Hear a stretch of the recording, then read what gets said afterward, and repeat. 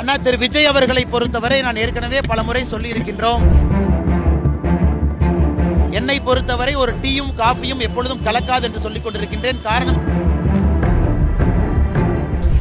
அண்ணா திரு விஜய் அவர்களை பொறுத்தவரை நான் ஏற்கனவே பலமுறை சொல்லி இருக்கின்றோம்.